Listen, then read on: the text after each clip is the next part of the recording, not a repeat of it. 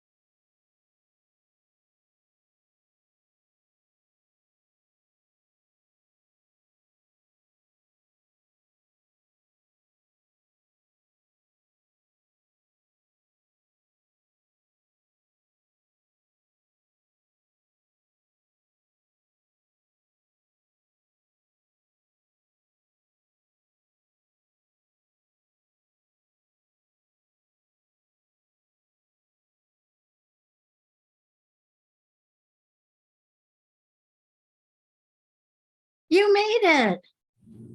No, it wasn't today. It's on a Thursday. That makes a lot more sense. I was like, why is she doing it on the 13th? Okay, we got I it. keep Tuesdays open, but my other days of the week are filled most of the Yeah. weeks. Okay. But you might be able to make part of it.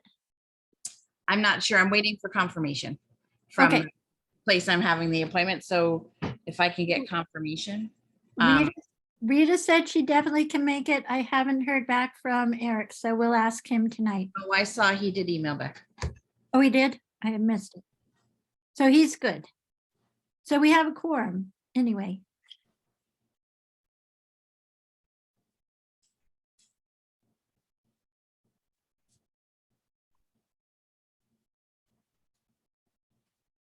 Hi, Eric. Good evening.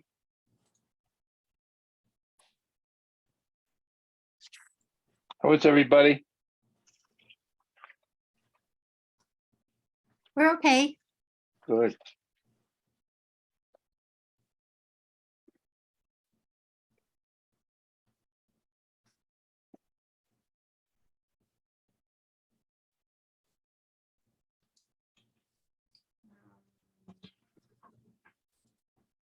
How I want to do this, left or right? Let's see.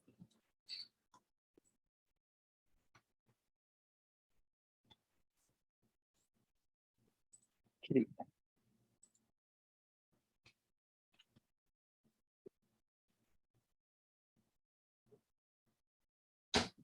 Sweetie, can you give me my bottle?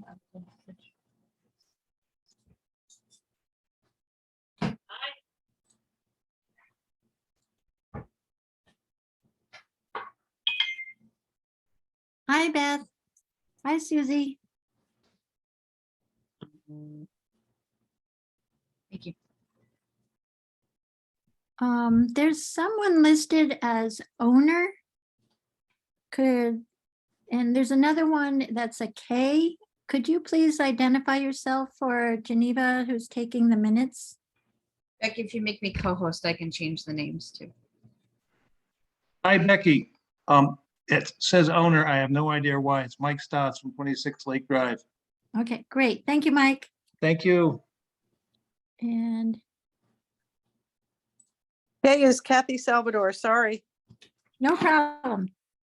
This helps get everybody into the minutes. Sure.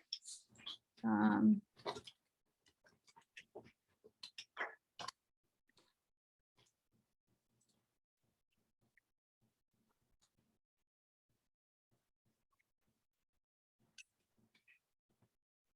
Thank you, Melissa.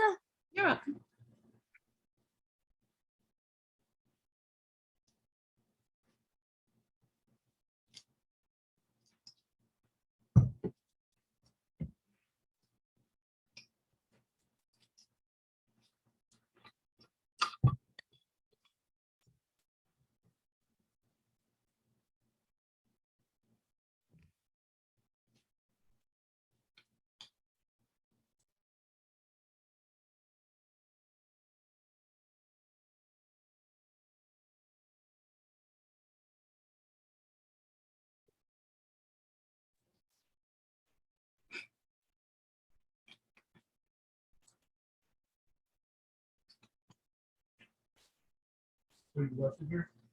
Yeah, I forgot my lunch. 5:30, we're going to go ahead and get started. This is a meeting of the Shutesbury Selectboard. Today is July 11th, 2023, and this meeting is being held via Zoom. And as usual, I'm going to go through the agenda and then we will get started. So I will start with at 5:40, we have a meeting with the joint meeting with the Conservation Commission and the Select Board. 6 o'clock, we'll review the Planning Board request for a donation account. We have 2 sets of minutes after that from May 9th and May 23rd. Then a Bridge Academy training grant documents that Becky will review. Kristen is not able to be here tonight. Appointment of a new IT part-time police officer. Beth Wilson will be appointed to or we will consider the appointment of Beth Wilson to the CPC. 6:30, we have a review of council use policy, the town council. 6:40, we have a request for lot 032 replication funds for 2-year monitoring. After that, we'll have an update on lot 032 and then town administrator updates.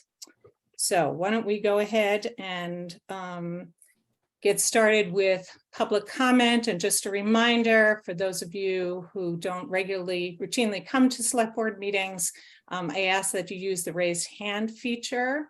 If you want to make a public comment, to limit your comments to a couple of minutes. And if it's something that's, germane to another subject that we're going to be talking about, I can't promise we'll have public comment later, but that's just an FYI. So again, we are open for public comments.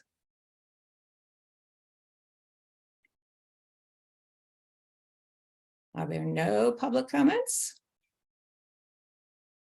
Tracy. Hi.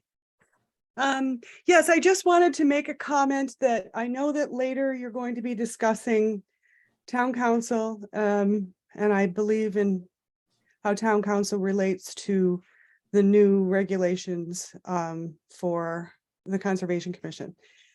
I just wanted to point out that town council, Donna McNichol, has not recused herself from 2 situations that are clearly a conflict of interest: the town plowing letter for Lake Wyola and the Randall boat launch, in which you all went into an executive session about. And Donna owns 2 properties over here as well as a speedboat. My understanding is that town council is being denied to the Conservation Commission in regards to conflict of interest on Donna's part, which seems to be far more removed than those other 2 situations. I agree that she should not be participating, but I also believe that she shouldn't be participating in any way with any town business, because she's shown herself to be willing to look past her conflict of interest, and the town has also allowed that. Okay, Rob. Thank you. I'm not sure I heard you correctly. Did you say you were adding a part-time police IT person? Yes. So what will It's that on bring? It's on Go the ahead. agenda. Yes, but you said public comment may not be allowed then. So I'm raising that And we now. don't, so if you have a comment, please make it, but we don't engage during public comment period. And if there's time and there are comments, when an agenda item comes up, then we will entertain comments. Okay. My comment is that it seems that we've added a fair number of police officers and police personnel in the past year. Okay. I assume Shannon's dad is Steve. That is true. So I would just like to ask the select board to reach out to Don Wakalak, the former tree warden, and let him know what's going on. Thank you. Yeah. Okay, any other comments?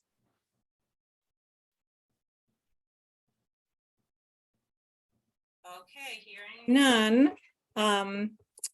I'm just going to check our time here. We're about 5 minutes ahead of schedule. Miriam, do you have a quorum of the Conservation Commission? Yes, we have Mary David and Beth Wilson, and I think that's all we're expecting for tonight. So we can call the meeting to order at Okay. 5. Okay, so the Conservation Commission meeting has been called to order. And so we had two things that we wanted to talk about with the Conservation Commission this evening. One was the use of town council and special counsel, and then also to talk about the review of the of where things stand with regard to the review of the draft regulations for the town's wetland bylaw. Later this evening, we are going to be, the select board is going to be reviewing a policy regarding the use of town council, because we've had a policy, but we had not formally adopted it. And it seems like it's appropriate, maybe a little late to be doing it, but better late than never. So what the situation that has transpired is that back, I believe it was in late November, the Conservation Commission approached the select board after Donna McNichol, our town council, had chosen to recuse herself from anything having to do with lot 032, just because I believe she would be on both sides. The Conservation Commission believed it had, the town was going to be the applicant for permitting, and it would be hard for her to represent both the Conservation Commission and the Select Board / library as the applicant. So the Conservation Commission recommended that Elizabeth Goodman be appointed, and an agreement was executed with Elizabeth Goodman. And in her letter, the kind of most immediate issue was around enforcement matters, and that was stated in her letter of agreement that was signed by Miriam as representing the Conservation Commission. So, as I said, we're developing a policy, and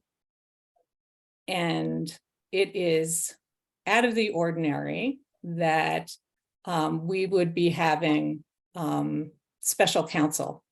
This happens, lot 032 permitting happens to be a unique situation, but I don't know, Becky, maybe you know better, whether or not there's ever been a situation where we've had a town committee that's needed special counsel.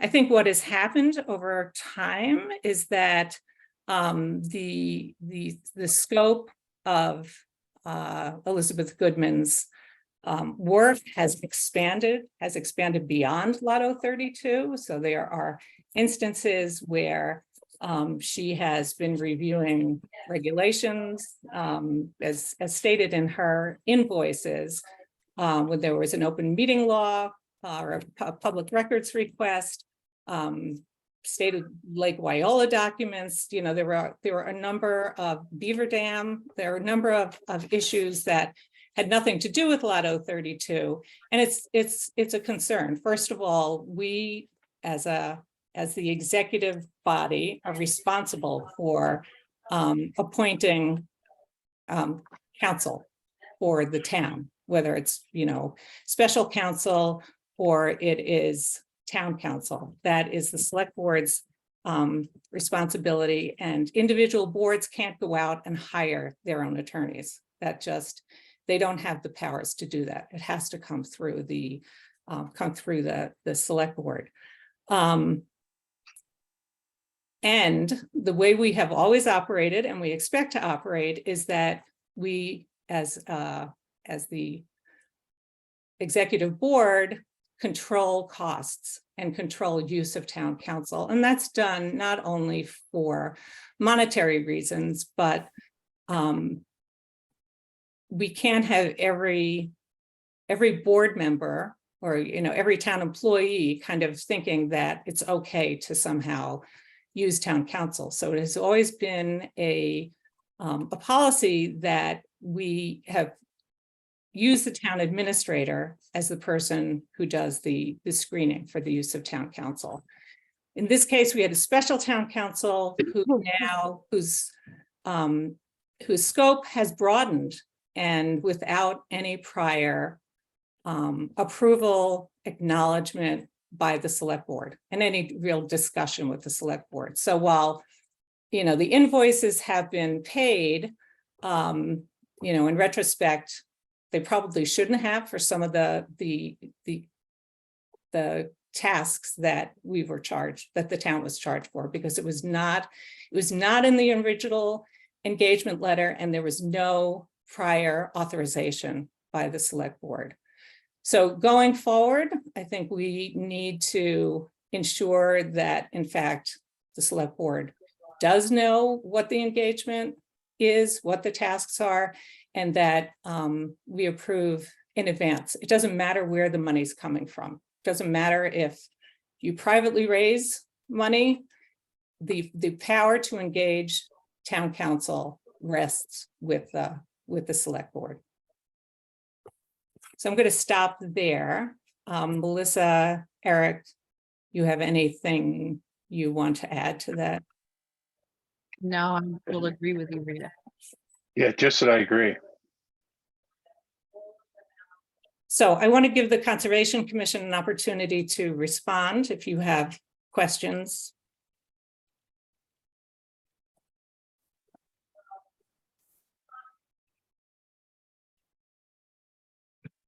I would Um, just say, Please use, I would- please just use the raised hand so I can recognize you.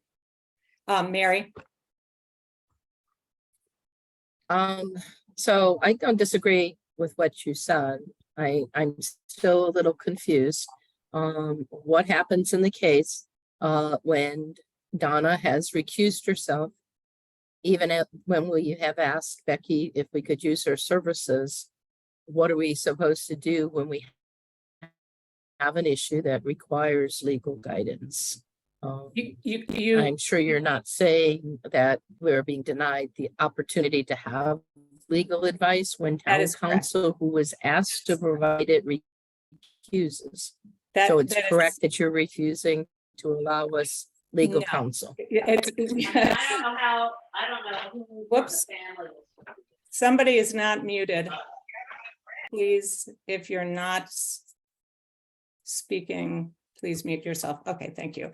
Let me make sure. I'll rephrase it just to make sure I'm getting it clear. No, we're not saying that the Conservation Commission cannot have legal counsel. What we're saying is that we need to know what the scope is and approve it before somebody. So, you know, it seems like what has transpired with Beth Goodman is that there's been creep, that there's been on her scope, and that's not okay.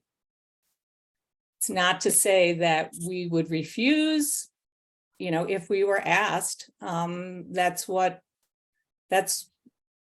we would do. We would just say, what do you want the special counsel for? And, or, you know, using the time, and is it an appropriate use of town funds? Beth? So I agree also with your comments.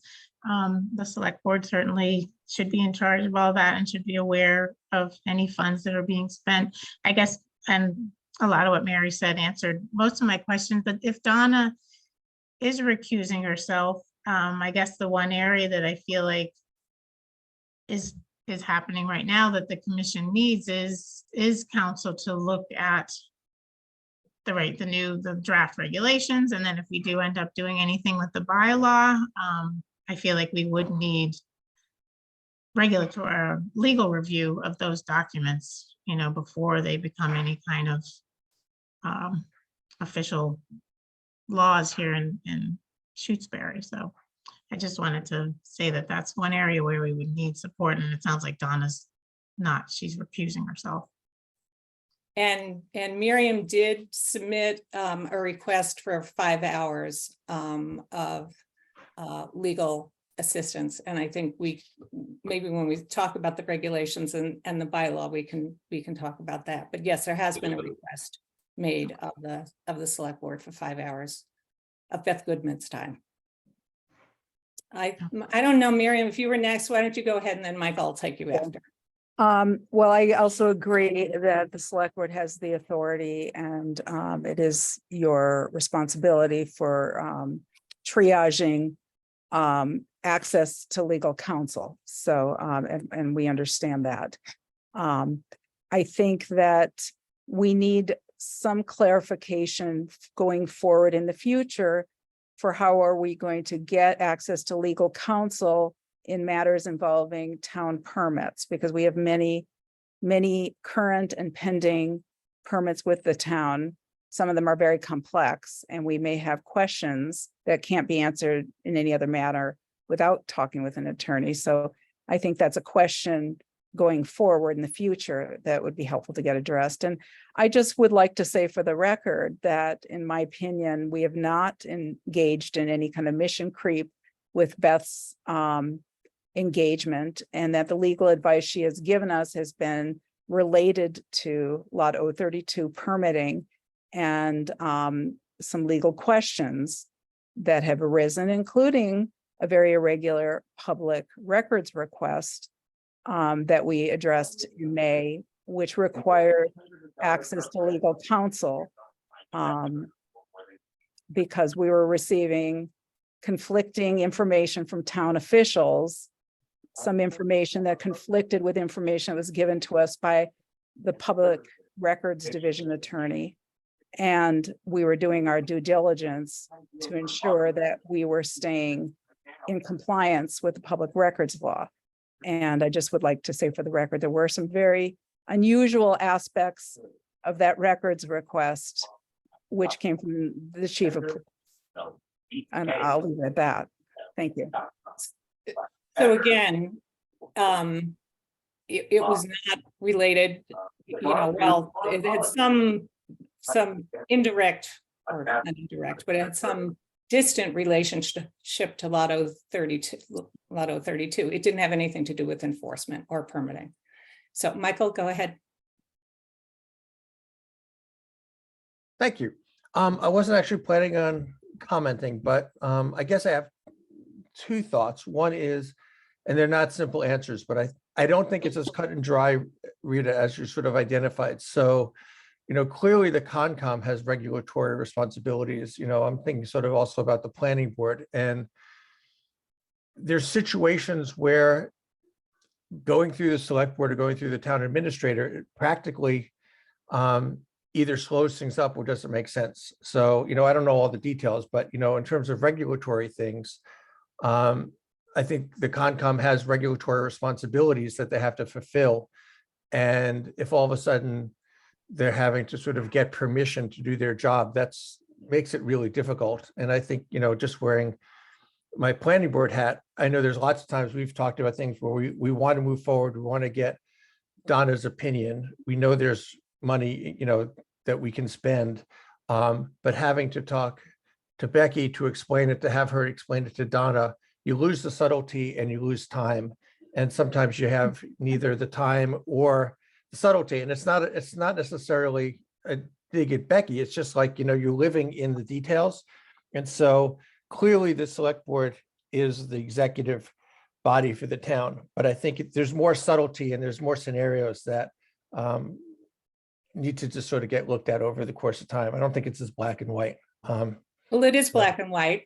The select board has the authority. Well, And, you know, if it's an emergency, You know, I can be, or whoever's the chair, if I'm assuming if I'm not the chair, can authorize it. And I would, you know, say that. I don't know that there always needs to be an intermediary, if that's what you're saying happens. That, and Becky shaking her head, no. But we have the authority. You can, you know, planning board, ZBA, I don't care, Conservation Commission, the authority rests with the select board. And if we have to figure out administratively how to make things smoother, well, let's do that. But that's my point, Yeah, is that okay. in terms of the logistics of Mhm. how, I mean, of course, the select board's on top and they control sort of the money and the flow and the stuff. It's the next level down of how it gets operationalized. Right. That can get And confusing. that's fine. We can talk about that. Becky, and then Mary Lou, you'll be next, and then Rob. I just wanted to say, Michael, since you weren't the chair of the planning board, when I work with Deacon and Jeff, it's been notification that you're working on something like new bylaws or revision or amendments to different stuff. And it's just so I am aware and not surprised when I get a bill that there's 5 hours of, you know, work in this area that I wasn't expecting. It's not, I'm not translating what the board is attempting to do. You know, I have to have some sense, a broad general sense, but it's no detailed explanation that could lose anything in the translation. It's been very broad, but notification when it doesn't happen leaves us, you know, it just financially, the big surprise is getting, you know, a $4,000 bill instead of a $1,000 bill and running short at the end of the year. So it's just very helpful. It's not detailed, and I've never known anyone to say that it was time consuming or complicated. Okay, that's helpful. Thanks. Rob? I'm sorry, I believe Mary Lou Conklin was ahead of me. Mary Lou, Thank and then I'll take you, Rob. Go ahead, Mary Lou. Thank you. I'm not sure I fully understand the back and forth, but my question is, are you talking about Lot 032 and Donna McNichol not representing the Concom, as well as Donna McNichol not representing the Concom for the wetlands bylaw? Is that what the discussion is? We are just talking about the use of town council and special counsel. So we're In not, regard, there's no specific. well, there was an original, as I mentioned earlier, an original engagement with Elizabeth Goodman around Right. Lot 032 enforcement orders, but there Right. have been other activities that she has. Right. Okay. So I'm clear on all that. But as far as Donna McNichol recusing herself, she's stepping out of representing the Concom in regard to Lot 032, or She's just not for everyone? She's I'm not sorry? representing on Lot 032, not representing the select board, the town, or the Conservation Commission. Okay. Thank you. You're welcome. Rob? Quickly, I'm sure I'm not alone in this. I do not have the exact wording of the motion that the select board passed to engage Beth Goodman. Would it be possible to have the town administrator read that motion? Because as you said, Rita, it's black and white. I don't have that in front of me. Yeah, but at the end of the day, Rob, the engagement letter said enforcement matters regarding Lot 032. And that is, and you know, if we're having to revisit what the select board decided or what the vote was back in December or November, we'll do that. I'm glad to hear that, and I would expect you to. Thank you. You're welcome. Miriam? Thanks. I just want to be clear that it was our understanding when we requested Beth Goodman to be appointed as special counsel, that she was going to be advising us on deliberations regarding Lot 032, not enforcement orders.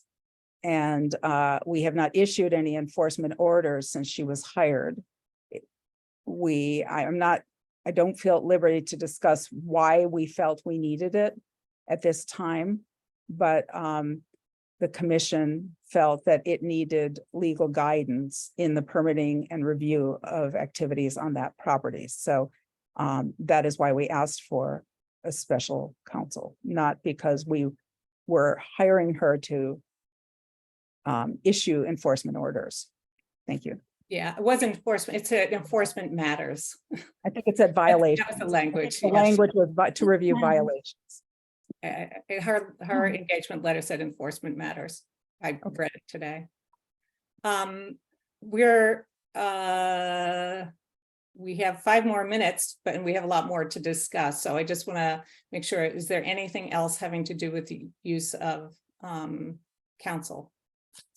Okay, let's go ahead and move ahead to the regulations and the bylaws. So we've had a lot of back and forth here. I've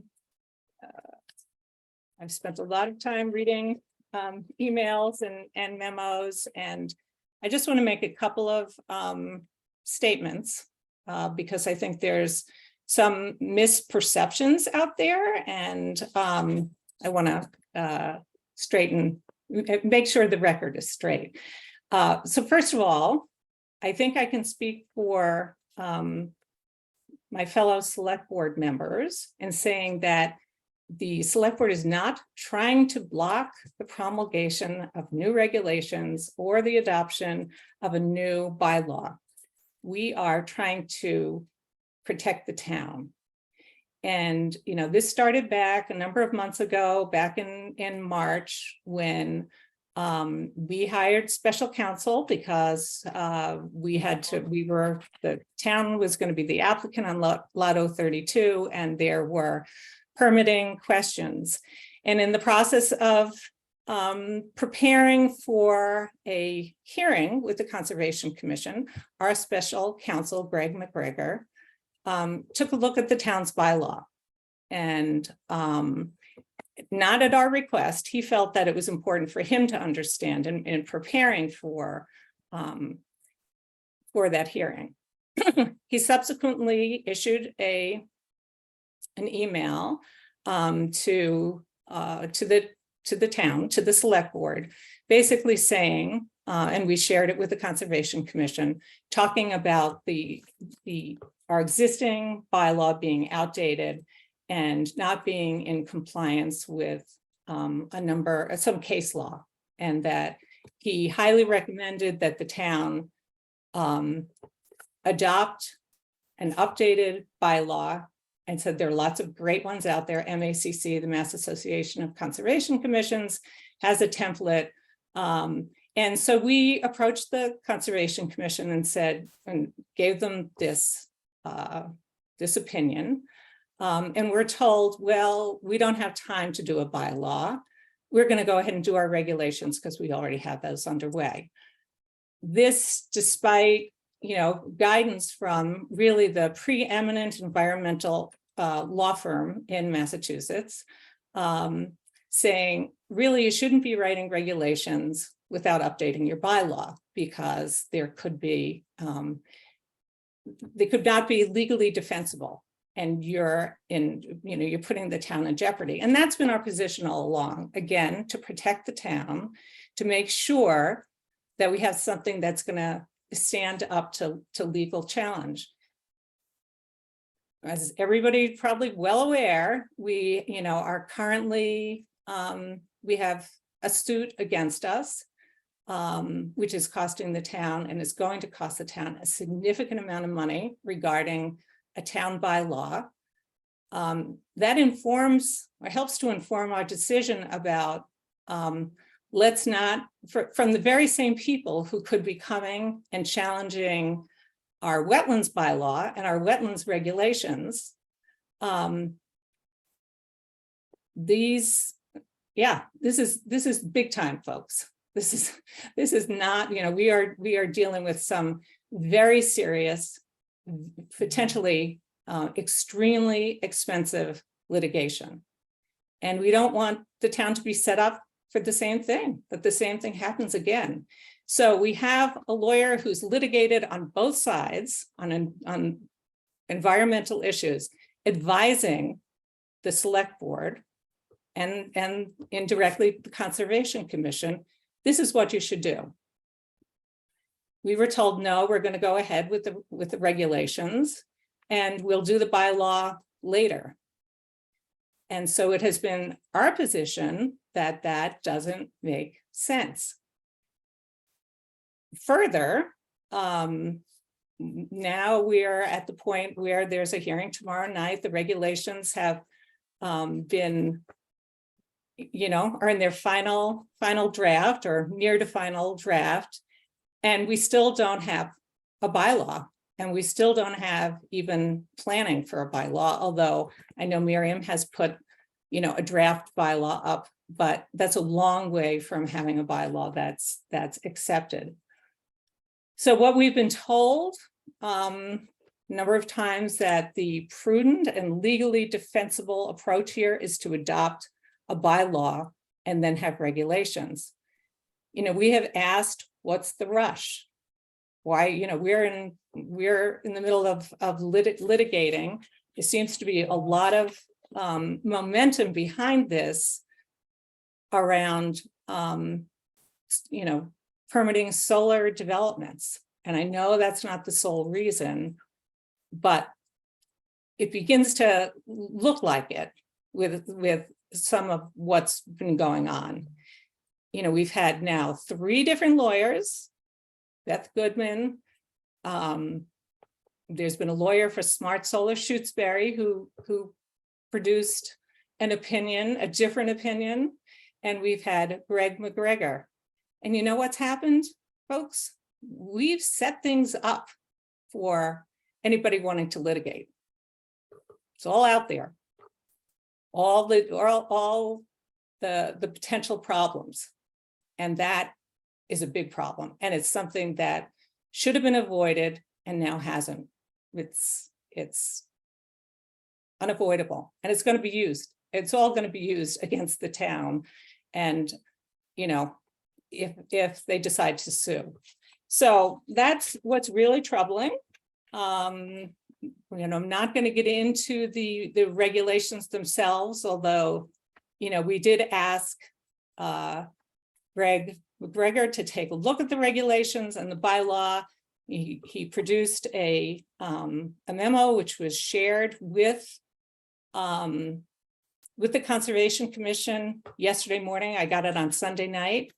And lo and behold, Smart Solar folks had it on Monday too, and had their lawyer already opining on it.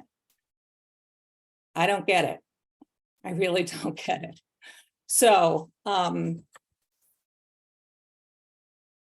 again, we need a new bylaw. We need regulations. There's never been any question about that. The nature of the regulations, the nature of the bylaw, yes, we can still discuss that. But this campaign accusing the select board of somehow standing in the way is disturbing and unfortunate. So I see some hands raised. I want to give the other select board members an opportunity to speak before I take any comments.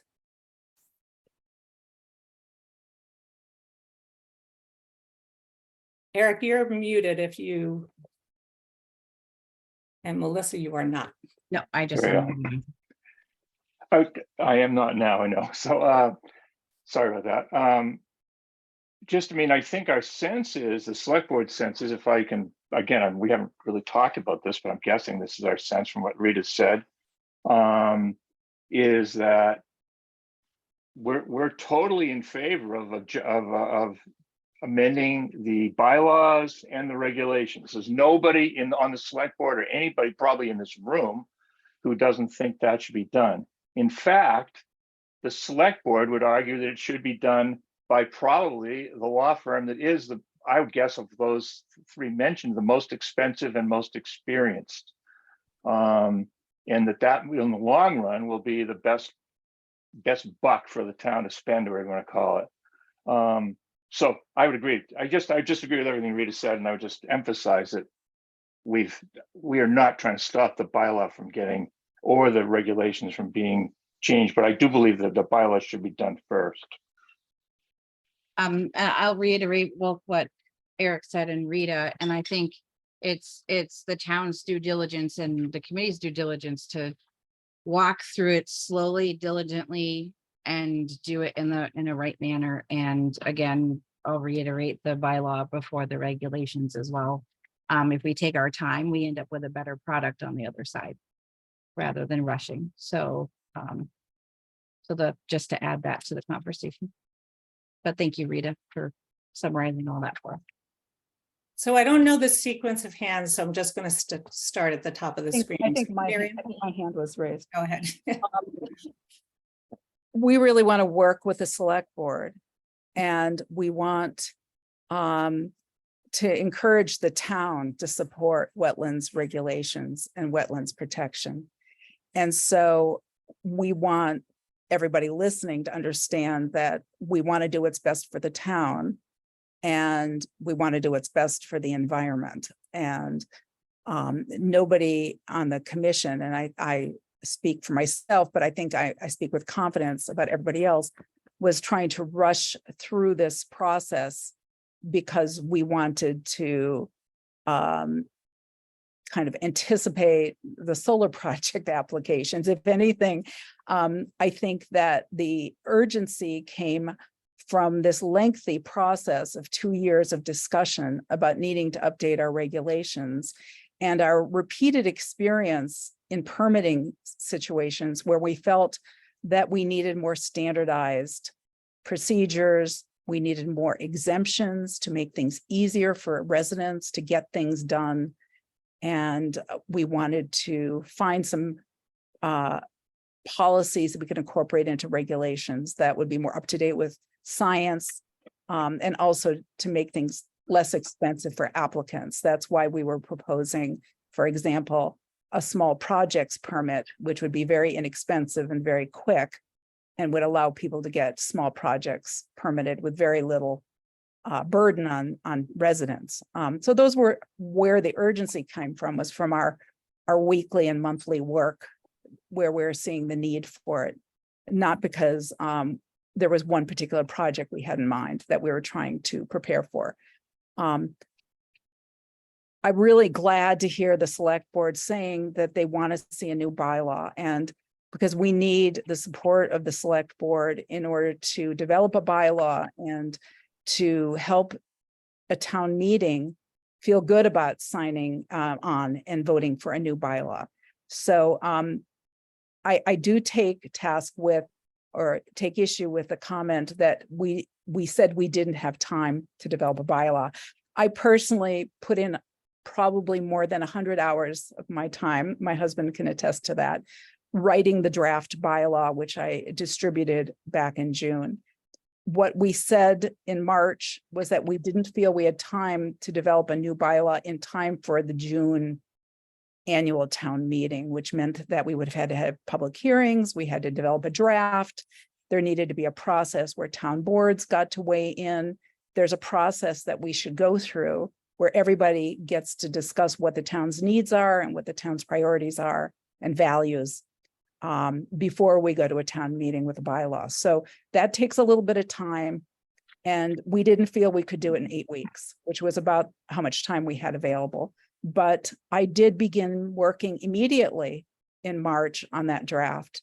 And I released it as soon as I felt like it was in serviceable enough condition that it could be used as a working draft. I understand it will go through revisions, but I did it as a service to the town and a service to the Conservation Commission.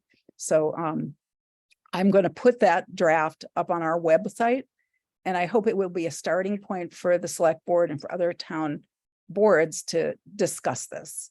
And I'd like to ask the select board to discuss what a reasonable time frame should be for getting a new bylaw onto a town meeting warrant, whether there is a possibility of perhaps doing that for this fall, for a fall town meeting.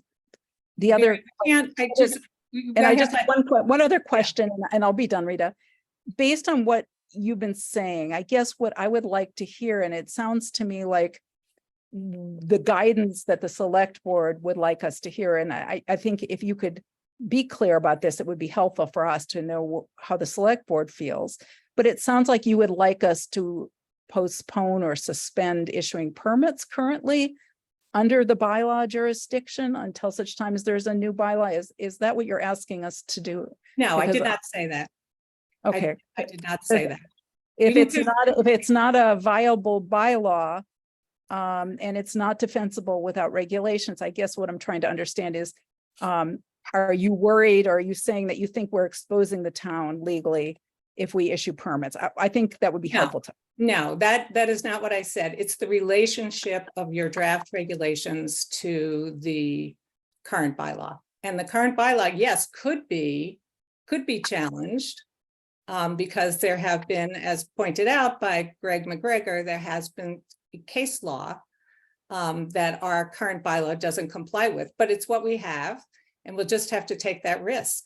No, but we should, yeah, we need a new bylaw. And I want to keep moving on because we're already 15 minutes over the, this is an important discussion, but I want to give other people some opportunities to speak. Mary, go ahead. Mary David. Thank you. So I just have a couple of clarifications. And I want to reiterate that the not working on the bylaw comments came when we were being pressured to try to have a bylaw ready for the town meeting. And it certainly was not enough time for us to do due diligence and develop the bylaw. We did immediately start working on that process. The regulations is something we were working on long before that to work our way through. We are not at a final draft. The draft has been sent to all of the town committees. We are having a public meeting so public can make comments, all of which need to be done. So before we can incorporate into anything that's final for us doing that going forward. But we also got into the question of legal counsel again, because Donna has recused herself from helping us with either the regulations or the bylaws, which is where the comments about lawyers started to come from. We are not connected with the solar committee. We are not connected in any way. We did not ask them to do anything for a legal representative to do that. So I don't know where that came from. And I also know that the committee itself has not said anything about the select board trying to inhibit us from doing this process. People read everybody's minutes, they attend all the meeting, and they have lots of comments, but those comments do not necessarily come from the Conservation Committee, just like they don't always come from the select board either. But we did not ask for those things. We asked the right way to ask to have a legal counsel, because yes, we do need somebody to review them and make sure that they're defensible in the end. Thank you. Thanks, Mary. I just want to tell you that around 8 o'clock yesterday morning, I sent out Gregor McGregor's memorandum, and it was in the hands of a lawyer for Smart Solar Shutesbury on Monday. So somebody sent it to them. So somebody is working with Smart Solar Shutesbury. That's all. Rita, we put it up on the website. It was available to everybody. We made it when we got the and people were looking, and the lawyer had it and wrote that memo, which we got this morning. That's all. I can't speak to that, Rita, but we put it up on the website. Yeah, well, somebody was told. Anyway, Mary Lou, go ahead. Hi. Best I'm understanding this, we already have a wetlands bylaw, and I've spoken with people who know about bylaws, and they think it's a very good one. So my question is it one that can be used until, until you all get it straight and write a new one? Yes, And because the person said that it's a very good one, they even said that other towns look at it to use it for their wetlands protection. Yeah, and one more comment. I hope that the Concom is granted the ability, which means, I guess the money has to go through the select board, to have their own counsel. Because in the end, Rita, we're all on the same page. We all don't want this town to go to hell. Thank you. thanks. Rob? Thank you. First of all, I understand that Attorney McGregor had comments about the bylaw and the regulations. Now, I have not read the opinions of any of the three lawyers involved. From what you said, Rita, I think if any of them were cited in a lawsuit against the town, it would likely be Mr. McGregor's opinion. The second thing I have is I would like any person on the select board to point to a line in the regulations that is likely to make the town more vulnerable to a lawsuit. Because what I keep hearing is that it makes us more vulnerable. And if Attorney McGregor's opinion is it's a waste of time to do it, that's the opinion of a lawyer. That's not a legal opinion. Waste of time is judgmental. It's not legal. So please, will one of the select board point to a line in the proposed regulations that makes the town more vulnerable to a lawsuit? I'm not going to get there. I'm not a lawyer. I suggest you read the memo that was sent to. But he does specifically identify places where he talks about the relationship between the bylaw and the regulations. I want to keep moving on. I'm sorry to cut this short, but I have a couple more comments, and then we have a number of other things. So Tracy, go ahead. Hi, yes. I wanted to say that I also spoke with somebody who works in conservation, and they said that that was just an opinion by McGregor, and actually used the full term for BS about what was said in that memo. So I think, getting a couple opinions would be a good idea. I was also at the select board meeting where the select board members were asking the Conservation Commission to have this new bylaw written for the town meeting based on that McGregor memo. And it was a very short period of time.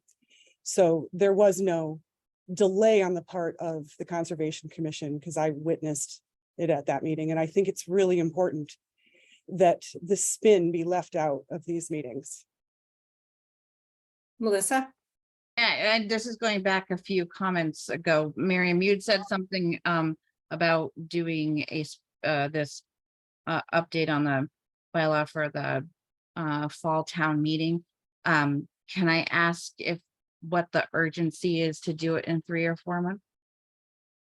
Sure, because every week we review applications, Melissa, and those applications currently are being reviewed under the Wetlands Protection Act and under the bylaw. And unless we decide to stop applying and enforcing the bylaw and put it aside, we have to issue permits.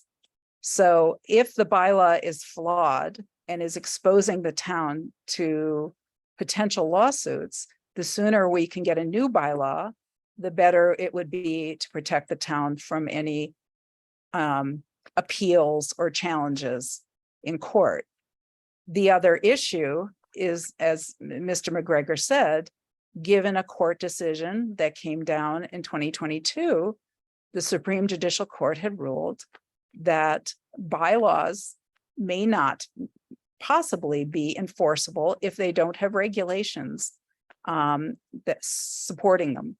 So we need both. We need a strong bylaw, and we need well-written regulations that align with the bylaw and have a close nexus to the bylaw, so that they will protect the town from any challenges that could come in court. So I'm just concerned about all of this because we don't want to see the town exposed unnecessarily to legal challenges. And in my tenure on the commission, we haven't had any legal challenges.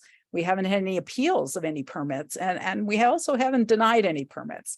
But I am concerned about where all of this is leaving us right now, and whether this discussion is even exposing the town to potential litigation, because it's creating a path for people to challenge the bylaw. And this was my concern, is that you know, I would have liked to have seen a more thoughtful, kind of careful process of developing this whole path forward. We were surprised when we got the first legal opinion from Mr. McGregor. We weren't prepared for it. We weren't told it was coming. We didn't know it was coming either. I think I Okay. pointed that out. All right, but once we ring a bell, we can't unring it. And, you know, I've heard some concerns from some neighboring communities whose bylaws are almost verbatim what ours are, that they're concerned that Mr. McGregor's legal opinion may become a brief that will assist other people in challenging their bylaws. So there could be unintended consequences outside of, you know, our little world here in Shutesbury. Pelham's bylaw is almost verbatim what ours is. So I am concerned about statewide what this means. I came across at least 12 communities whose bylaws were essentially the same as ours. And I wonder how those conservation commissions would feel about this discussion tonight. But I think we need to have some clarity about whether we can continue to administer the bylaw without regulations, or whether we are exposing the town to potential litigation if we were to issue permits without regulations. I think We that's have regulations. We have We have a regulations. bylaw. We have regulations. We have a bylaw. You've been permitting for years under the current regulations, under the current bylaw. I'm but sorry. our regulations do not have the standards that the court ruled needed to be in regulations. There is no definition of some of the key pieces of the bylaw that have to be defined. That's So- what the decision said. So our regulations would not stand up if they were under appeal using that court decision. That's the whole point of this discussion. So we can't rely on those regulations. And I just don't know where this all leaves us. I am concerned about it exposing the town to litigation, and that is not something I want to see happen. No, we don't either. So let's get a new bylaw. Let's get the regulations done, and end of story. All right, there are a couple more comments. Melissa, I'm going to take you, and then Gail. No, you just took me. I did. Okay, your hand was still up. Gail, go ahead, and then Becky, and then we are going to wrap this up. Rita, I did have a question before we wrap up. Okay, Becky, go ahead.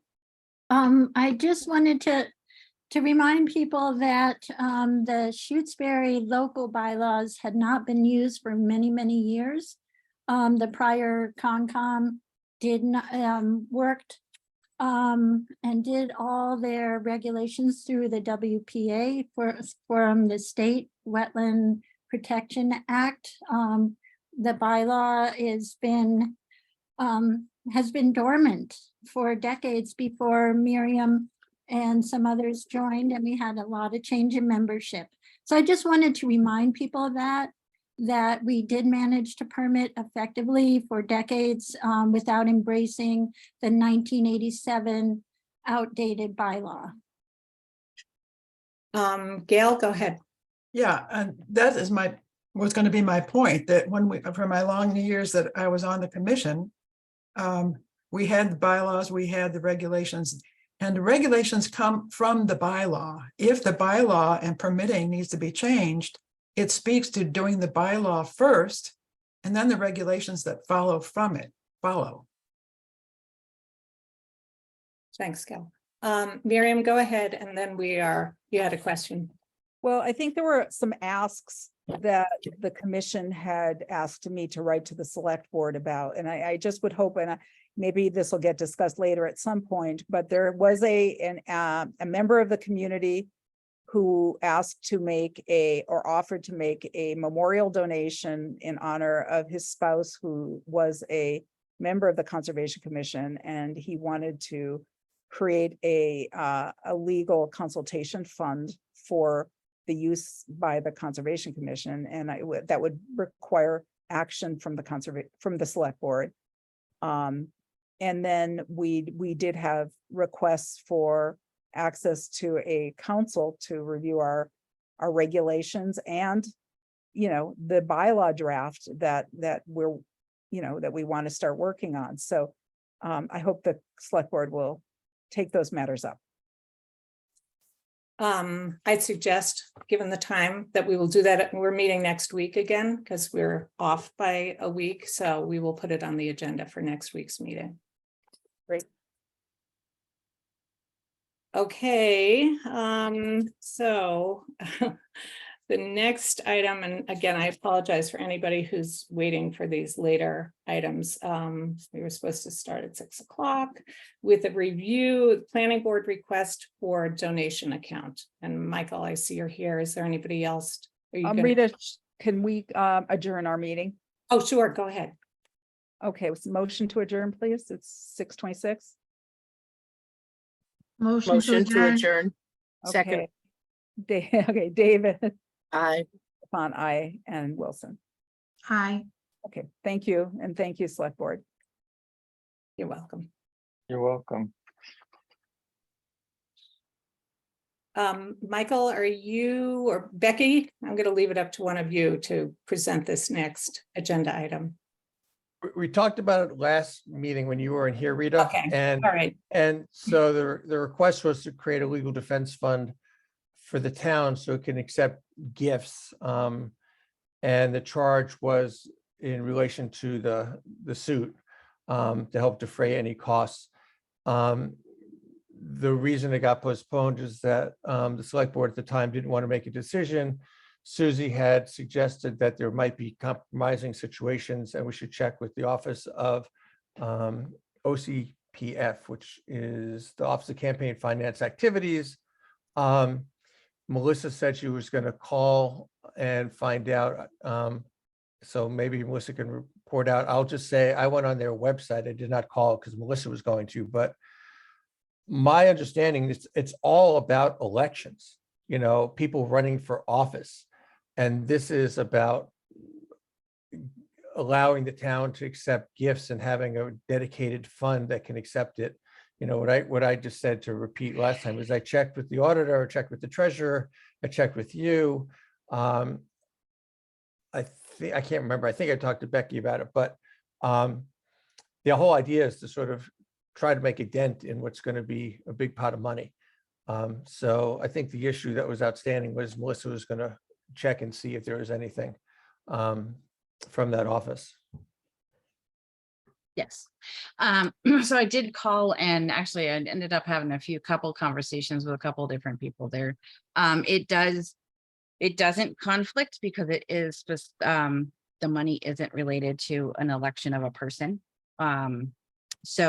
Or an election national, so it doesn't impede us from accepting the money there. There is no conflict there. The conversation did go to interesting places because they realize that there's that there may be a need for them to start looking at these sort of things, but it doesn't impede our decision here for our purposes.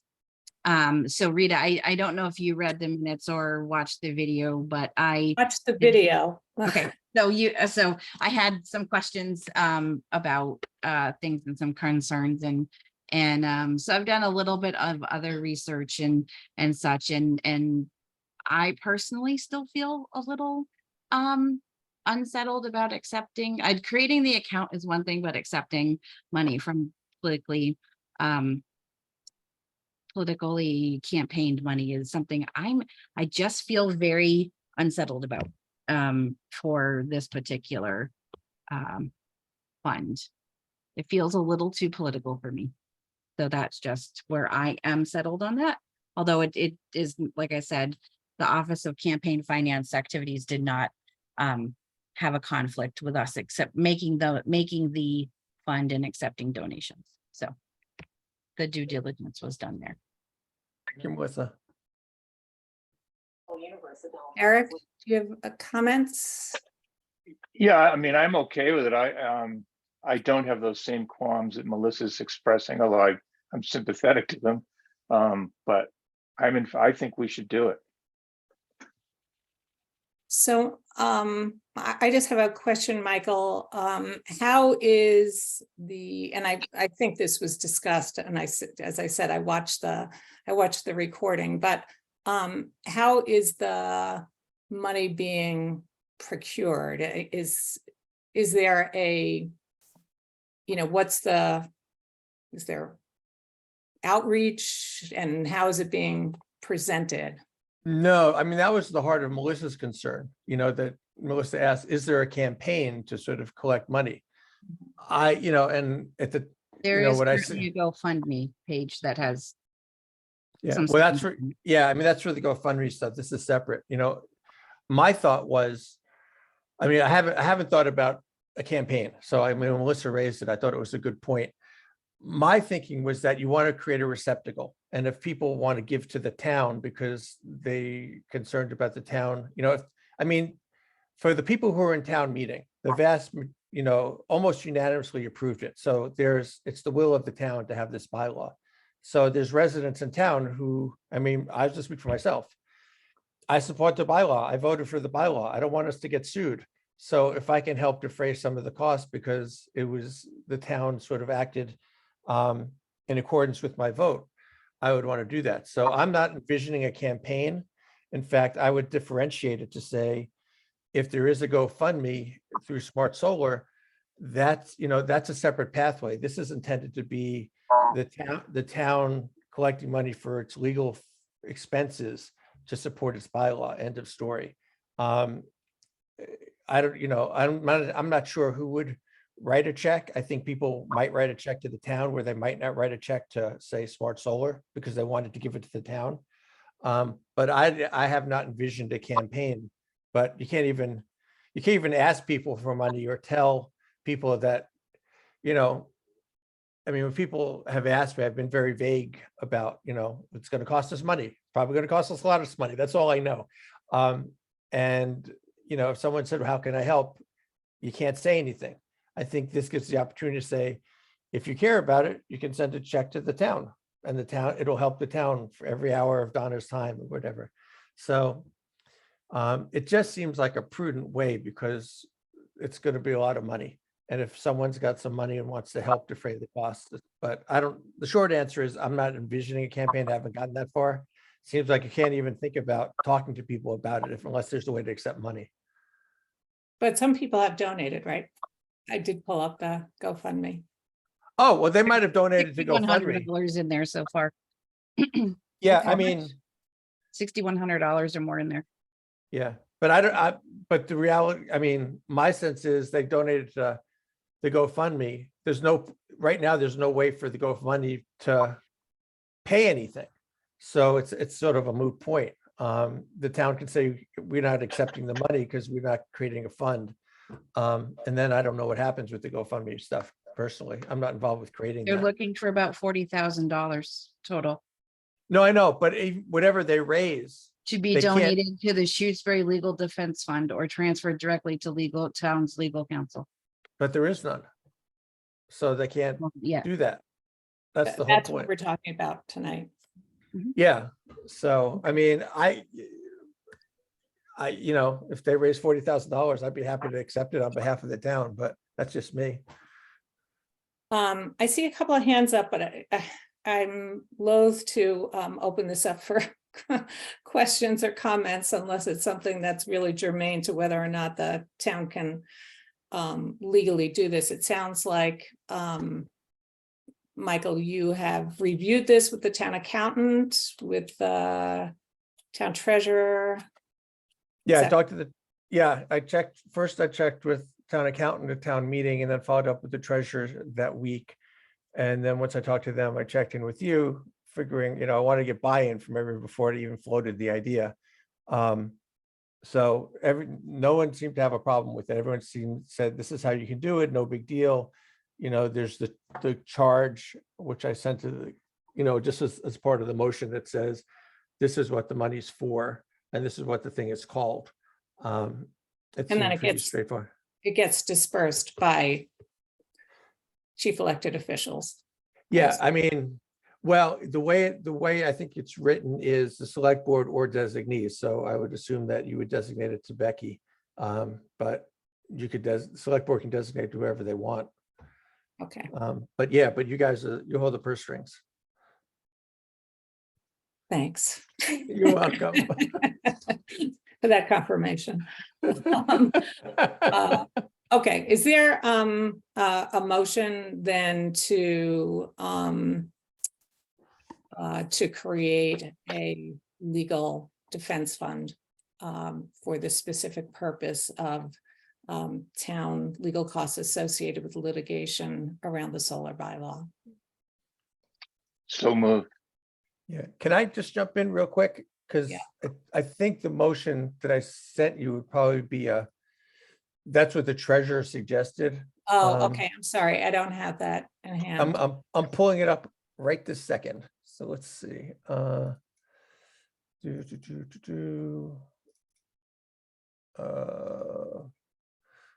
on, I wasn't expecting to have to find it, but oh goodness. Hold on one sec. I can probably. I found it. I can read Okay, it. thank you, Melissa. Move to create a gift fund named the Reasonable Regulation for Solar Defense Fund, quote, for a purpose of defraying legal and related costs associated with the complaint against the town of Shutesbury regarding solar regulation and potential solar installations.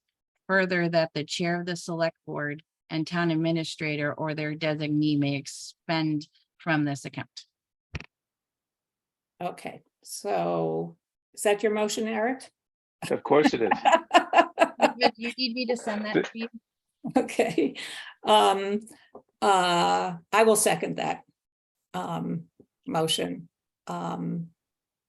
Any further discussion? Okay, all those in favor signify by saying aye. Stalker, aye. Make peace O'Neill abstain. Farrell, aye. Okay, I realized when I saw Mary Ann's hand up, I know she has another meeting coming up, so I'm going to check with Eric and Melissa if you're okay if we move the discussion, the update on Lot 032 up on the agenda. So with that, we would do that now. That's That's fine with me. Yeah, that's fine. Okay, all right. I just wanted to make sure there wasn't anything else that, so, okay. So Mary Ann, I apologize that we are. That's okay. That's all right. I did have my hand up, but my question, it was about the other thing, because I had a clarifying question that I thought would be helpful, but it got answered. Okay. So that's good. All right. So, but I'm on the agenda for two different items and they're back to back. And the first is the wetland restoration monitoring. So, which I guess I should start with just the wetland restoration. So, there's always something happening on Lot 032, and most recent, we completed a wetland restoration project. So there was bordering vegetated wetland, or BVW2, on the eastern boundary of the property. It was a small mound of mostly loam with minimal debris in it, and it had trees growing in it, so it had been there, since long before the town owned the land. It also had invasive plant species growing in it, including barberry, bittersweet, and multiflora rose, among others. And I was on vacation when this project actually was implemented. So Penny Jakes managed the project on behalf of the town. Thank you, Penny. Penny ordered the plants and drove to South Hadley to pick them up. And the project was supervised by a wetland scientist, April Dorosky of Fuss and O'Neill, with LSP Tim Clinton on call if any environmental conditions that warranted an LSP's attention were encountered, and none were. The trees, stumps, and soil were live loaded into a dump truck and taken off site, and a small amount of debris that fit into a trash bag was collected by hand. Small trees and bushes were planted and a wetland seed mix was dispersed. And a crew of volunteers is standing by to water these young plantings, but there's been so much rain that watering hasn't been needed so far. Okay, BBW3 is on the other side of the property, on the tree line that runs east to west. And this is an area where in 2001, some surface household trash was removed, then exposing a wetland area. And a small amount of surface trash was left behind during that effort. That effort was done with equipment, and some small trash that was picked up by hand was left behind. There's a steep slope on the edge of that wetland area, and the adjacent buffer zone. So during the ANRAD process, the peer reviewer questioned if the wetland boundary in the area might extend further east if that mountain was indeed fill. So April was investigated. April Dorosky from Fuss and O'Neill supervised the digging of test pits along the edge of that wetland boundary to, or that noticeable wetland, which looks like a little tiny pond, to identify if the mound next to the small pool was fill. And she determined that it was not fill. So the wetland line did move a foot or two, but not anything more than that. And blueberry bushes were planted along that border. So throughout the course of the workday, volunteers and staff picked up the household trash that was still strewn about in that area and filled about a bag with trash. And April will be sending a report. And so the wetland line was delineated in that area. And as expected, there were no surprises. So an LSP wasn't brought in. And really, I am quite pleased. I'm really proud of this little effort. This was a small effort. There are about 1,300 feet in total between the two projects, of a little wetland restoration for some, in one case, fill that was deposited before the town owned the land. And then in the other case that wasn't, we determined that there wasn't fill. But it still is nice that the town has done this small project for the good of the environment, and that, town employees, the highway department did really all of the heavy lifting, and then Becky and Penny did the sort of the light lifting of picking up trash and broken glass and things like that day. And when I went by after my vacation and checked it out, I just was really pleased with how it looks. So I hope others, when they're walking around on Lot 032, go and see how lovely it is. But of course, they should be careful not to disturb any of the planting, not to go into the actual area, because the seeds haven't germinated yet, and we want those to be undisturbed. So good job, Town of Shutesbury. So that brings me Thank to, you. Thank you yes, so much. okay. And the good news is that there were no big dumps there. No, which is no what- surprises, No right? surprises. Yes, it was what we expected, and it was what our LSP expected, and it was what we expected based on the previous work that we've done on the site. So, but still, that's it's nice to confirm that for sure. So, so that's great. So that brings me to the wetland restoration monitoring. So the Conservation Commission requires 2 years of monitoring. of this project and by a wetland scientist, and my notes have just disappeared. I don't know why. That's okay. I probably can wing it. So since we don't need an LSP for this part, and Fuss and O'Neill, is a multi-layered organization, so they can be more expensive. We decided to consult with other professionals to see if we can find a more economical wetland scientist to take on this portion of the project. And so we've consulted with Ward Smith, who's a wetland scientist who lives in Wendell, so he's local. He can do this, when he's driving by. He doesn't have to make a special trip up from Springfield. And he can take the project from now, which includes a site visit with the Conservation Commission and then twice yearly annual visits and reports to the Conservation Commission, and then some finalizing paperwork and recording of it at the very end. And he has submitted a proposal for a lump sum of $3,000 to do all of that work. And you have that proposal in your email, or at least you should. We need to vote on that. So we need, and so that would need to come from ARPA funds again. And yes, you would need to approve that funding so that we can sign an agreement with him and then move forward with him doing a site visit with the Conservation Commission as early as next week. Thank you, Mary Ann. Becky, can you remind us what the balance is in the ARPA funds? You're muted, Becky. Sorry, 45,800, I believe is the balance.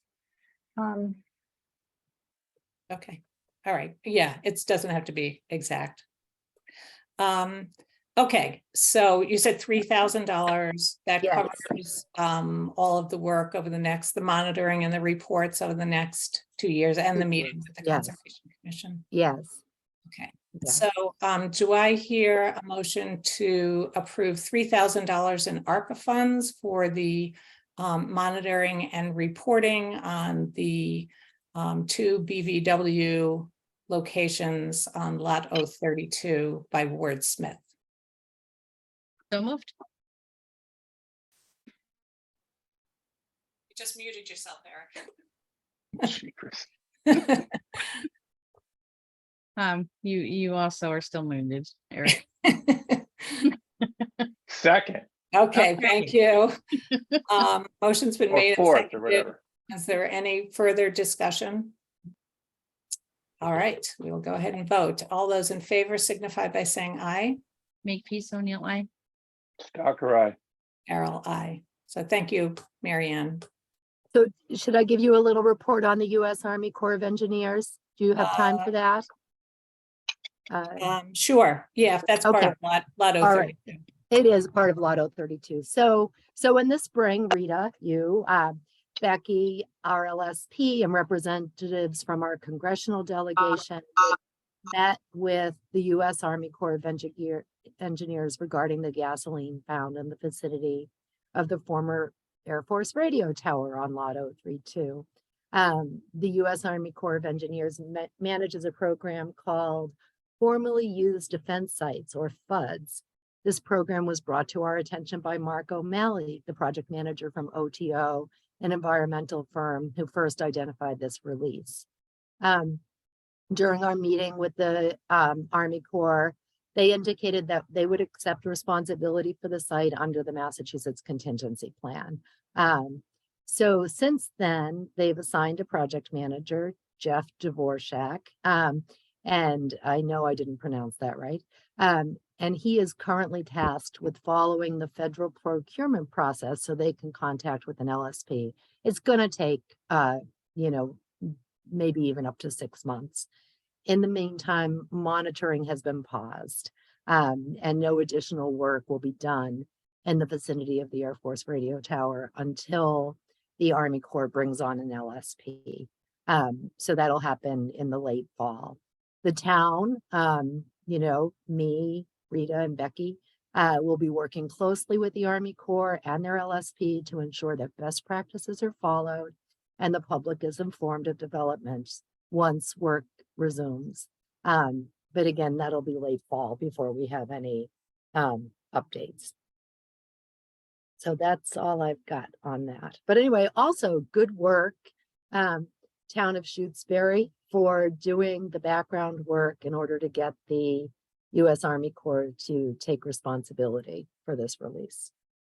Congratulations, you did it. And they will also be taking, when they have an LSP on board, they will be taking responsibility for the public improvement plan, also Right. known involvement, I'm sorry, public Yes. involvement plan, also known as PIP. I know it's Right. very hard, improvement, involvement, whatever. But the PIP will be the responsibility of the Army Corps and their Right. LSP.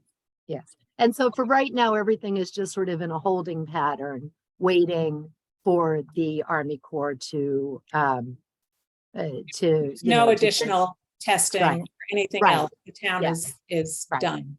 Yes, yes. Okay, great. Thank you. Great. Thanks, Okay, Mary. thank you. Thank Okay, you so this- much. Oh, go ahead. Sorry. This won't hold up anything with regard to the library. I'm just assuming the answer is just a flat out yes, but Right. just to Right. hear it said. Yes. Right. Okay. Yes. No, it won't. It's, you know, there will be, they will need to be able to access the site, but there's already an existing roadway and it'll be a long time before we're going to be finishing, you know, and so they'll be able to get back there. So I'm Mhm. not worried about it at all. I'm Okay. going to make, you know, so, all right. So it's going to be good. Okay. Thanks, Mary Ann. So we're going to Thank go you. ahead, go back to the agenda. And we have two sets of minutes to review, May 9th and May 23rd. And we'll take them separately. So I assume both Eric and Melissa, you've had a chance to review the minutes. Okay. So do I hear a motion to approve the minutes of May 9th, 2023? So moved. Second, Okay, any discussion? third, All those in favor signify by saying aye. Makepeace O'Neill, aye. Stalker, aye. Errol, aye. And we have minutes of May 23rd, 2023. Do we hear a motion to approve those minutes? So moved. There's something, I had one really little thing I saw.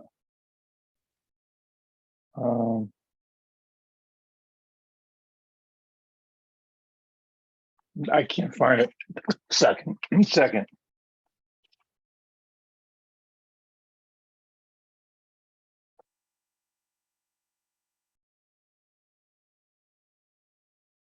Second, did you hear that?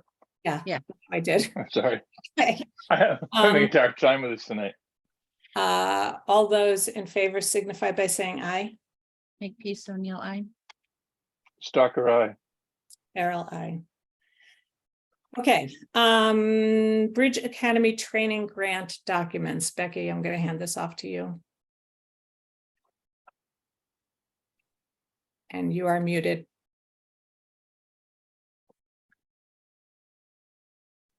I'm gonna just share my screen quickly.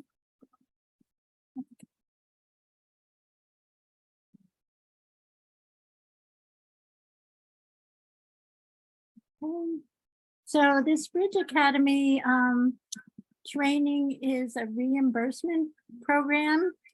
It's similar to what the state had done for the first round.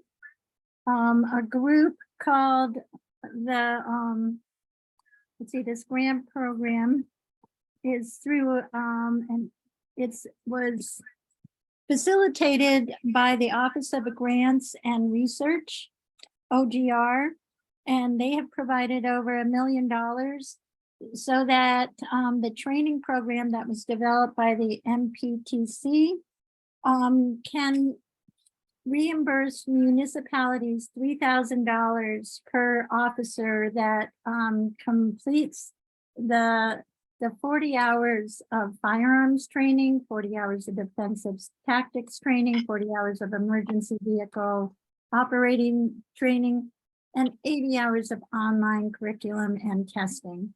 So this will be very helpful. Our costs are not quite that, they're about that much. The biggest cost going into the training is the ammunition. And then again, the use of vehicles for a 40-hour period, along with all the gas and going back and forth to all the places that are required for the officers to attend the training. So this would be very helpful. We currently have one officer, Mark Boltis, who is in this 3rd year of the training, the Bridge Academy training program. And I believe we have 2 that just completed the Bridge Academy for last year. That would be Officer Devin and Nate. They both have completed their work for this year. So it's been helpful. What are we, Becky, what are we voting on? We're voting on the grant. The grant has to be applied for. Okay. And the deadline is August 1st. So we're going to have a document. It's an online form, but there will be a document where the select board signs off their approval. So we're just voting to apply for the grant. Is that right? Mhm. We need to do that if the, And sign off on the application when she submits it. but we don't have an That's the sign. application right now. Well, it's an online application, so as she processes through, it's similar to the MVP where you didn't have a signature there, but your approval was required. Okay. All right, questions, Eric and Melissa? No, it's nice to have. No, I'm okay. the grant. Okay. I'm all for grants. Yeah, All right, so do I hear a motion to approve the submission for a grant to for the Bridge Academy training program? so moved. Second, Okay, any further discussion? All those in favor signify by saying aye. Thank you, Sonia. I. Stalker, aye. Carol, aye. Becky, I assume you're taking the next one too in Kristen's absence? Yes. So Kristen has been working with a gentleman named Billy Kimball. He's a firefighter and also a police officer who is local. His most important skill is for us in this hiring is he is an ACE IT guy for all the types of issues that police departments face that are unique to police departments, working with their justice network. So Kristen has asked the select board to appoint Bill Kimball as the department's IT officer. For example, he came in last week and was helping configure the network that had some issues, and he was able to quickly resolve it. So this is a very helpful hire, and he has done this. He works in a number of communities assisting police departments with their IT issues. Melissa or Eric, do you have any questions? How many hours how many hours are we talking about here? It's by need. So it would only be on the occasions that so it's a part-time position. It would only be on the occasions where there was an issue that he could help the department with. So he'd be on call. Mm-hmm. He works, he has already a firefighter and a police officer. So he's not looking for a lot more hours for patrol. It's just a specialized skill that Kristen has found very helpful. Any Thanks. other questions?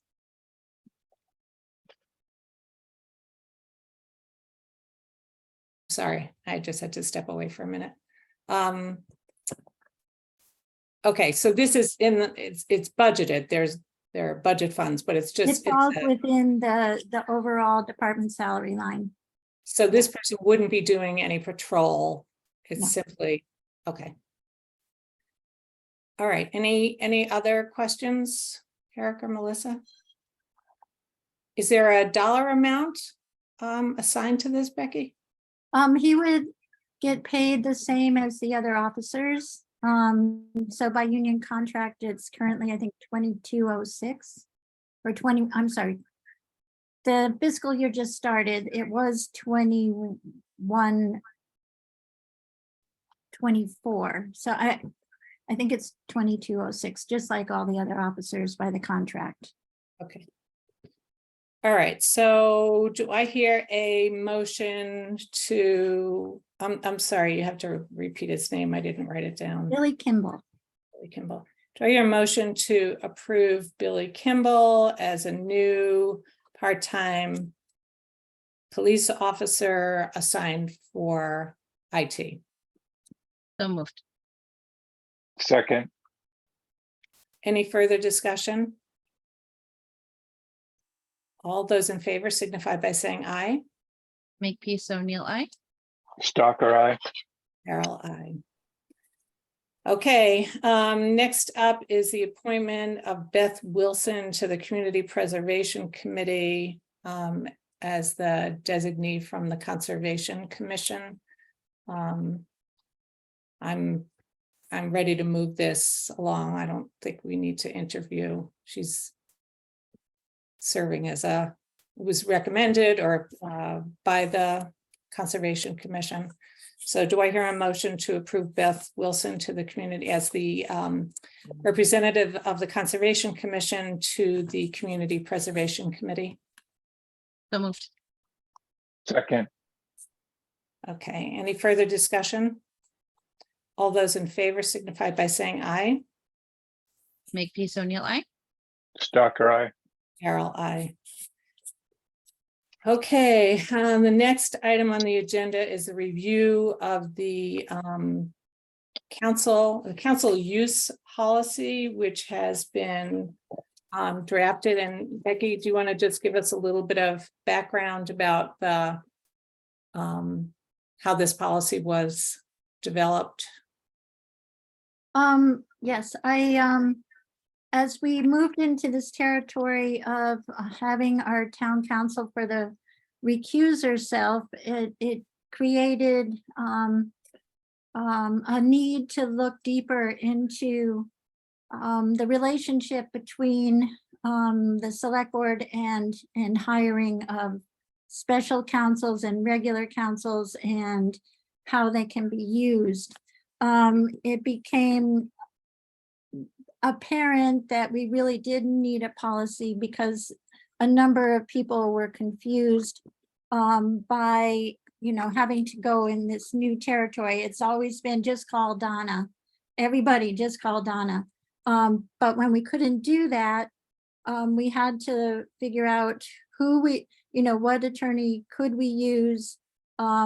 We have a longstanding relationship, which Donna has well been aware of, with Labor Council at KP Law.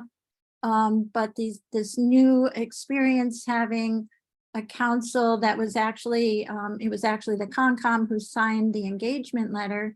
And we've learned since then that was not correct. Only the select board has authority to sign an engagement letter with the town.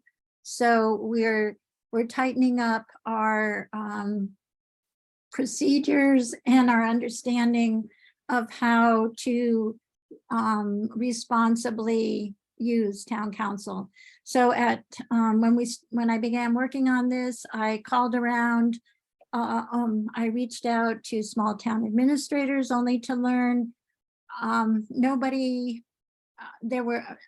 got no response. Nobody had a use of council policy, but we were in a position where it's really important. So worked with Labor Council to help develop out the first policy. He wrote the policy. I shared with him concerns select board members had raised and where their points of confusion were, how to move forward the best way.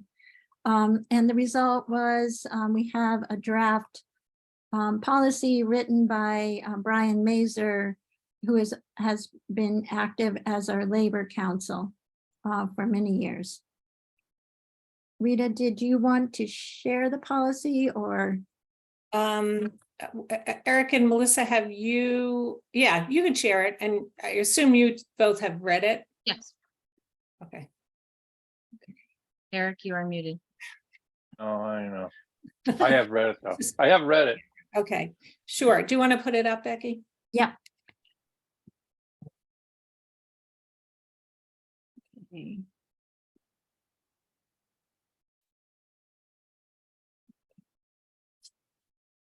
Can everybody see it? Yeah, if you could make it just a little bit bigger. Yeah. And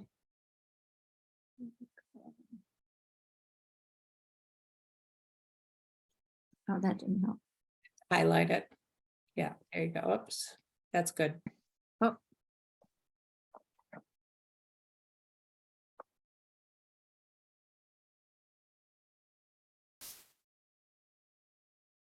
Okay, so just a couple of things kind of related to our previous discussion with the Conservation Commission. And I'm thinking, and Michael DeCara's comments. So this, in the third paragraph, it says nobody can seek legal guidance absent prior written authorization from the town administrator to do so about any particular issue. I'm just trying to think administratively, if you weren't available, I think there should be some backup. And is it, I mean, I think it's good practice to have prior written authorization, but in the case of, do we want to allow, in case of an emergency or unavailability, do we want to allow, for instance, the chair of the select board, in the absence of availability of the town administrator, the select board chair would have? I think that's a good idea. Yeah, as if it's okay if I speak, Rita. Yeah, go ahead. Sorry. So just common practice, these are typically not emergency events. I mean, on a rare occasion, it might be. So yeah, having a backup is always good. That's a great idea.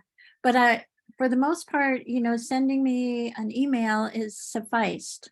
And it's not, it's, I think as I think of that, I realize, you have to confirm, if they email the request, we also need to confirm the answer. And that's not in here. Okay, so maybe that should be put in then. Okay, so if we can. The only thing I was wondering about is whether or not it seems to be like the town administrator has to approve everything. What if we wanted to use it? I'm not saying we do, obviously, but what if we wanted to use the town council because the select board had a question, for example, about something that the town administrator did? I mean, in other words, do we want to have an option to do, the select board can do it on their own also? Oh, they always have had that option. The chair has always had the option to go direct to town council. We try to keep it to the chair. If the other two members have a particular concern, then I would take that to the chair and for approval. But yeah, it goes, yeah, the select board chair has always had the authority to go to town council.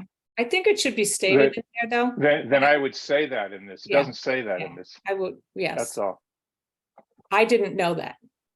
I mean, I think when if I was going to Donna, I think I always tell you, Becky. Well, that's what's always happened. Right. The chairs have always let me know, Right. but You've Right. always, like, I think if the chair has that, I think it, as Eric is suggesting, I think it should be incorporated. Yeah, I just think it should be written down. If Mhm. that's what it is, let's write it down. Yeah.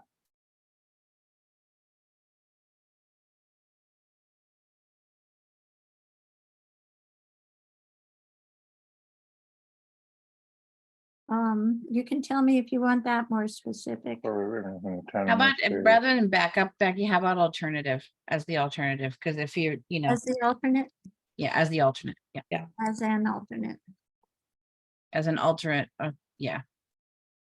I mean, either that or the sentence, to have it just from the town administrator or the select board chair. If you want to do that, I mean, whatever, it's either way, they're both That fine. means that every time if you read this policy, that means it won't, it will just have, anybody could do whatever they want and go to either place all Yeah. the time. And I thought we were trying to localize it so that somebody would know the big picture. Mhm. Yeah, that makes sense. Okay, yeah, it doesn't matter. It's doesn't make that much difference. Would you write as alternate designee or there or okay, yep. Okay, and I'm sorry, Rita, you had another change. No, the only other thing that I was really just- about whether or not we wanted everything written, as prior written authorization. So I'm fine with leaving it this way, and then let's see if it doesn't work, we'll revisit the policy. I've accepted phone calls too. Well, I- but it says it has to have written authorization. Yes, this policy says that. That's why I'm bringing it up, because this policy could slow things down. Well, That's my concern. it might be important to have at least the request written to you for record. Where's the slowdown, Becky? Oh, I was just saying a phone call can sometimes be quicker than going back and forth with emails. That's what, like if Deacon calls me and says, I just heard from Jeff, they need to do more work on the bylaw. And I said, that's, great, thank you for letting me know. And, it helps keep me on tap. So if you want it all to be more formal and everything written, we can do that. I personally would like to see everything in a more Yeah. formal way. If we're establishing. Yeah, there's a lot to be said for writing things down, especially when you're Yeah, talking to a lawyer. Yes. Yeah, that was, again, it was just about the cumbersomeness of you getting in the midst of all these other emails, an email, and it somehow gets missed or lost, and then Right. it's days. That's why it's helpful to have a phone call. But this policy doesn't say that. I know, that's why I brought it up, so we could add it, Okay. if you want to add it.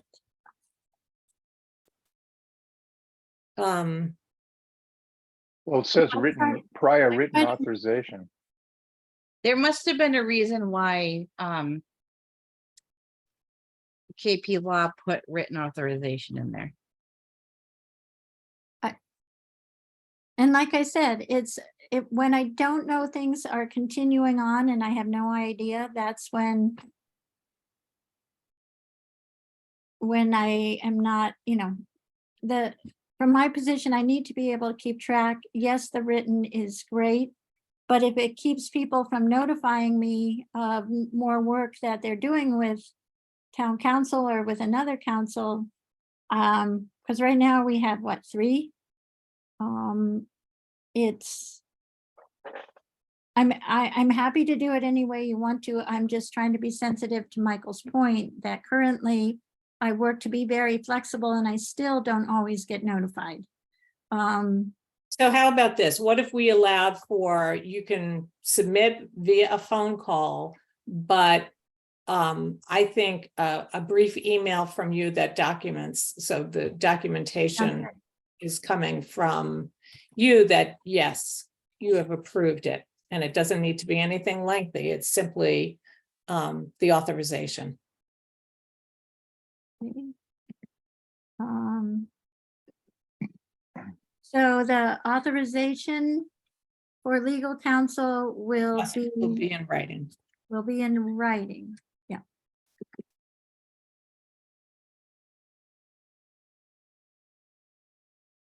Doesn't it already, it says that in the next sentence, doesn't it? No, that's written, well. Written That's for authorization. attending meetings, Specifically about meetings. requests for meetings, yeah. No, it's legal direction, consultation, Oh, advice, okay. opinions. You could even take out the word prior and just start with written authorization is required. You don't even say also. Written authorization is required for town council to attend any meetings. Yeah, I don't know.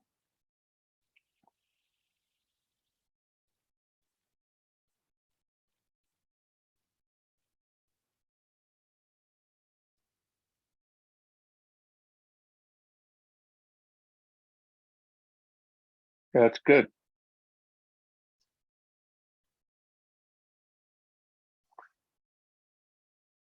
I just have a question in the next, I guess it's paragraph 5, where it starts with only the select board shall appoint a town council. We've just said the town administrator. I mean, it's confusing to me.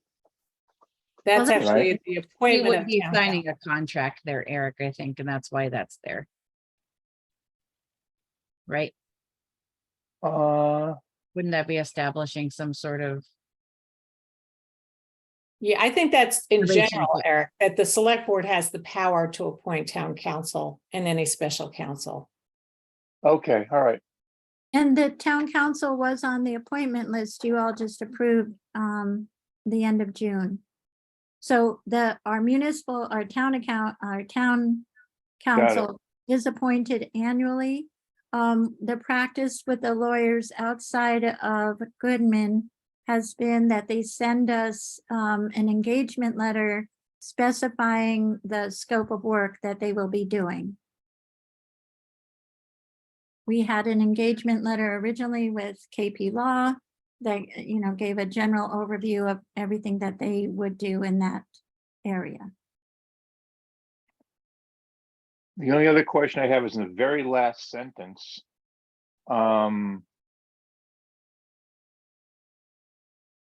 May only engage town council upon written authorization from the select board. You're also going to give, or the town administrator, right? I mean, or something. There's confusion to me about what the town administrator, I think the town administrator has the power to tell people they can get a counsel, right? Given to the town administrator by the select board. Right. That last sentence is saying that it's only the select board that can engage counsel. The town administrator cannot sign an engagement letter for counsel. Oh, okay, it's engaged. I guess that's Unless the it's key word. approved by the select board. It's the select board where the authority lies. Okay, that's cool. All right, that's clear then. Okay, other questions or comments? Do Eric and Melissa, do you feel comfortable doing this tonight, or do you want to review it again and just vote on it next week? I'm game either way. I can do it tonight. That's fine. Yeah, I can do it tonight as well. Okay. Yeah, I'm fine with it. Okay, all right, so do I hear a motion to approve the town of Shutesbury's select board contact with town council policy as presented? So moved. Second, Is there any further discussion? Okay, all those in favor signify by saying aye. Makepeace O'Neill, aye. Stalker, aye. Carol, Do have one question. Yeah.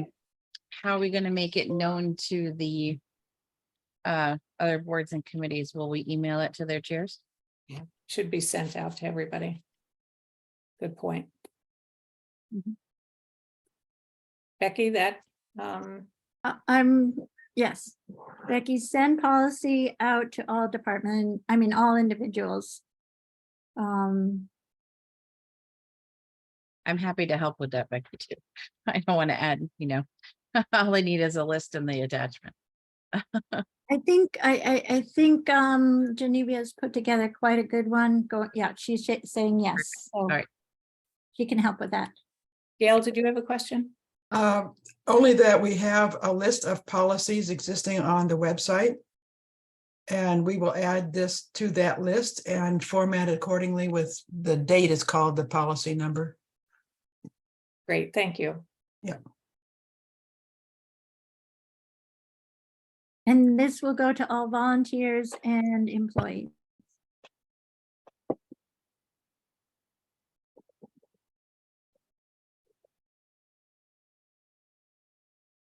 Okay. Last item on the agenda, town administrator updates. Okay. So as we have recently done some testing, we did gasoline testing at the well at the fire station parking lot. This was a requirement from DEP, and since we've had the contamination that was cleaned up to a great extent. The unfortunate result of the tests, which they want to reconfirm, but the first results they have received are positive, while a bit lower than the last test. They are still showing higher than they had been in the past. So we are engaging Ty and Bond, who did the testing of the water for this project. And he has put together a report for DEP regarding our progress to get the work done, as well as submitting a proposal for new work that will assist us in understanding the change that we did not anticipate in the levels of gasoline in the one well at the fire station. So we are moving ahead with the proposal.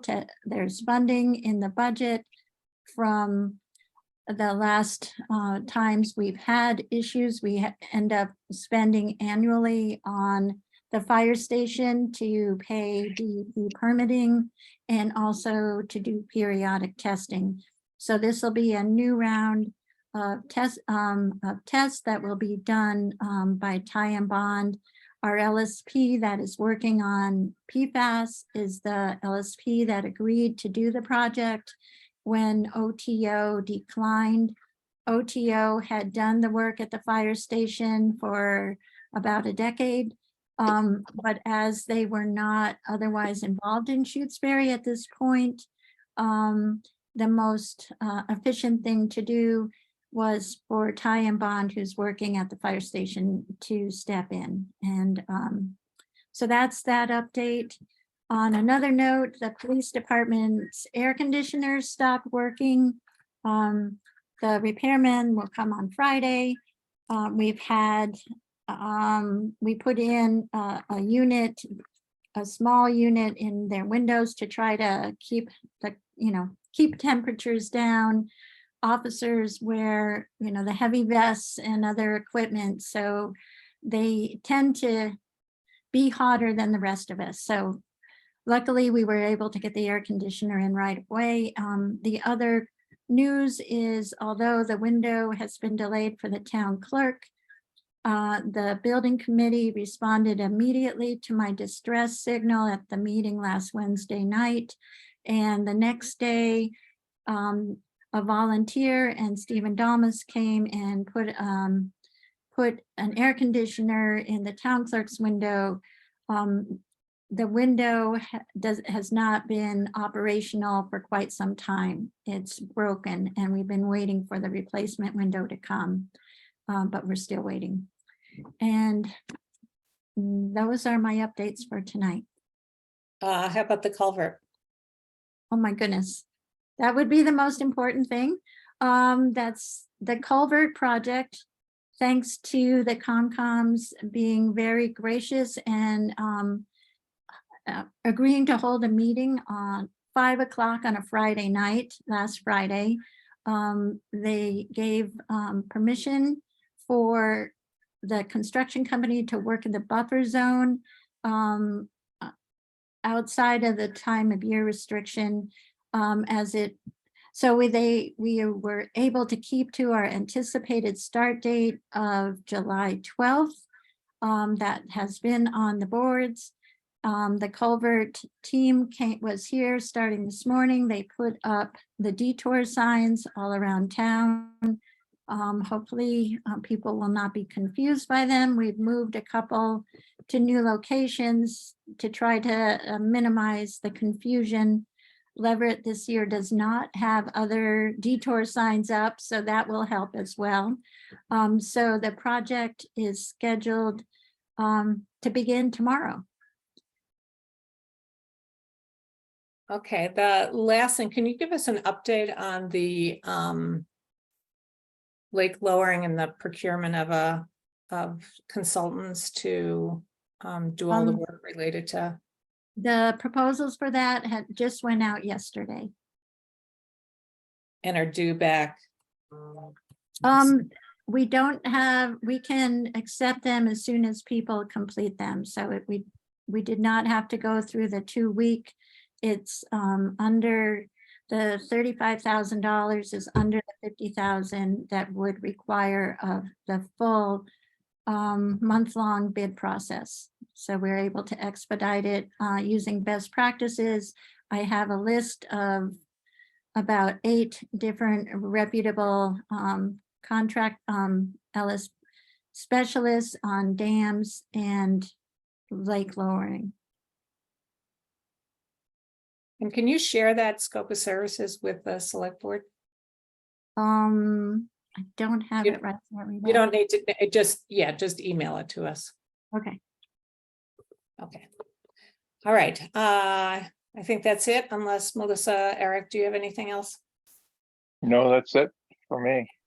All right, great. All right, do I hear a motion to adjourn? Yes, motion to adjourn. Is there a second? Second, All right. second. All those in favor signify by saying aye. Makepeace O'Neill, aye. Stalker eye. Carol, aye. Thanks, everybody, for showing up tonight. Yeah. Look at that, 7:28. Yeah. Dinner.